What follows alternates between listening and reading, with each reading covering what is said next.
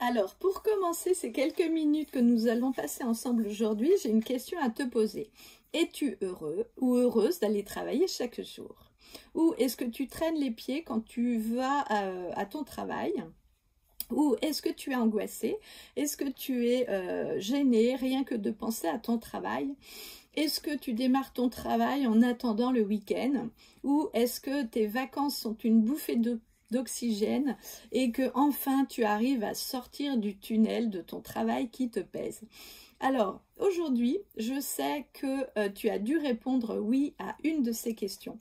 Comment je sais? Parce que j'ai lu en fait une étude récente et selon ces résultats-là, il apparaît que 60% des Français déclarent aller au travail en traînant des pieds, 31% y vont à reculons et seulement 9% des personnes sur 100 y vont par plaisir, heureux et bien dans leur tête. C'est triste comme résultat, mais sache que si tu fais partie des 9%, tu peux évidemment être au bon endroit. Si tu es dans les 91%, ce n'est pas une fatalité.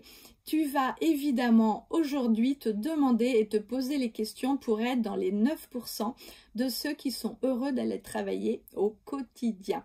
Alors, leur secret, c'est qu'ils exercent une passion.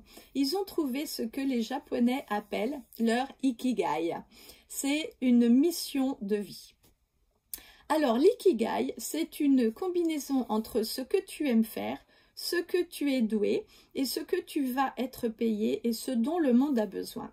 Cela revient à exercer un métier qui te passionne vraiment, avec lequel tu vas gagner ta vie. Et la bonne nouvelle, c'est que nous avons tous un ikigai. Et nous avons tous comme objectif d'avoir cette mission de vie qui nous permet d'apporter au monde ce que nous devons apporter. Alors, si tu n'as pas encore trouvé cet ikigai, il n'est jamais trop tard. Et je vais te donner 3 étapes aujourd'hui à suivre pour y arriver. Alors, je voudrais juste avant te parler en fait de pourquoi il est important de trouver sa mission de vie. Parce que parfois, on est content de se contenter de ce qu'on a parce que c'est finalement pas si mal. Mais notre petite voix intérieure ou notre créativité, en fait, nous appelle. Mais si nous passons, en fait, plus de 8 heures par jour au travail et que vous n'avons pas de plaisir à y aller, eh bien, pour moi, en fait, c'est comme si, en fait, tu n'étais pas satisfait et tu n'étais pas épanoui et, en fait, que tu vas gâcher ta vie. Tu vas gâcher ton temps et même si tu gagnes de l'argent, c'est bien dommage en fait de ne pas en prendre du plaisir. Alors moi vraiment j'ai expérimenté en fait le fait d'aller vers un métier de cœur et non pas un métier en fait de mental, parce que et ça a été très difficile parce qu'en fait les croyances de ma famille en fait était assez profonde et en fait il ne croyait pas que vivre de sa passion c'était possible. Alors, vous ne me connaissez peut-être pas, moi je suis Élise, coordinatrice de Suil. J'ai fondé ma marque Elisard depuis 2006. Je crée aussi des bijoux, des accessoires de mode pour les femmes. J'aide les femmes à retrouver leur style, justement à avoir du punch, à avoir confiance en elles grâce à leurs vêtements, grâce à leurs accessoires de mode, parce que c'est important de se sentir belle au quotidien. Et j'ai aussi en fait une boutique physique en ligne sur Orléans où j'accompagne des créateurs, des artisans locaux, des artisans d'art. Nous sommes 20 en fait dans cette équipe. Et en fait, je les aide à développer leur activité. Vous avez le blog Creative Life où vous pouvez justement vous inscrire à différentes formations pour développer votre activité sur le web, parce que vendre sur le web, ça s'apprend et c'est pas donné à tout le monde de savoir comment ça marche, parce que aujourd'hui, être web entrepreneur, c'est encore une autre façon de fonctionner. Alors voilà, suite à cette petite parenthèse, on va parler en fait de notre passion, de notre ikigai. Donc, à ce moment-là, quand vous êtes dans votre passion, votre lumière intérieure se développe, notre passion en fait se dévoile Et même si nous avons de la difficulté à dépasser en fait nos croyances, eh bien il faut dépasser ça. Nos croyances, ce ne sont que des jugements que nous émettons sur nous-mêmes. Nos croyances, ce sont en fait des peurs, et en fait ces peurs-là sont là pour nous protéger parce qu'à un moment donné elles ont été efficaces, mais aujourd'hui elles ne sont plus efficaces, et nos peurs en fait nous font vivre des émotions. Et qu'est-ce qui nous empêche de passer à l'action? C'est nos émotions. Nous avons peur, donc nous avons peur de vivre une émotion et nous avons peur de passer à l'action.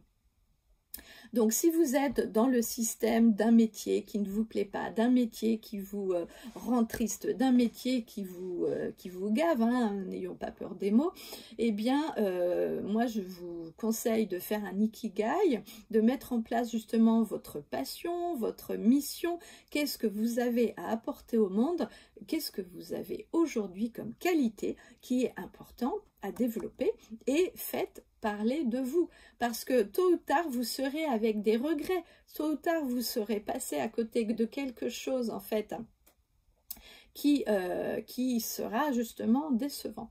Alors comment trouver son ikigai? Donc la première étape, c'est une étape d'introspection.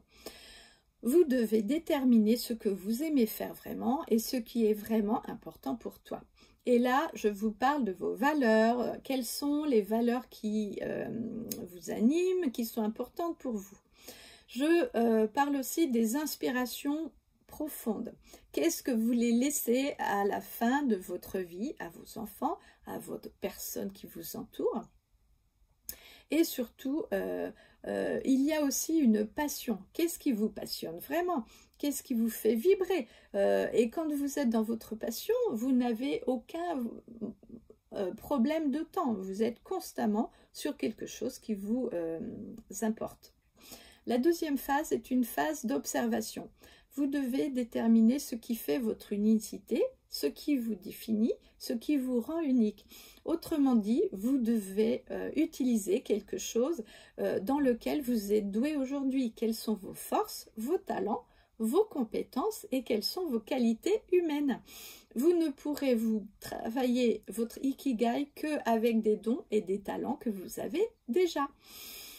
Et la dernière phase, c'est une phase d'exploration, c'est-à-dire qu'il faut tester plein de choses pour savoir ce pourquoi nous sommes faits. Mais si vous êtes attiré par une activité, alors il faut la tester.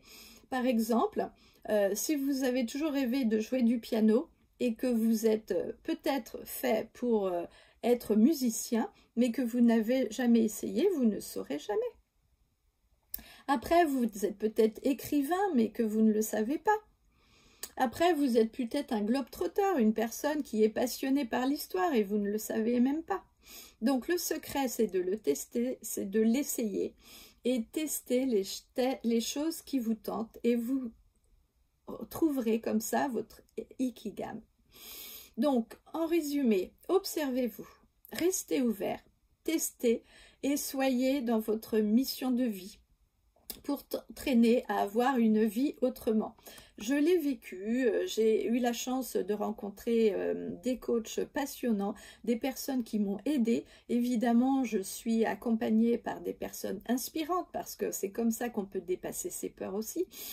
Et cela nous permet justement de nous dévoiler, de nous montrer et d'inspirer nous aussi d'autres personnes qui elles aujourd'hui s'empêchent de réaliser leurs rêves parce qu'elles ont peur en fait d'être critiquées, d'être jugées ou de ne pas avoir toutes les compétences en fait requises.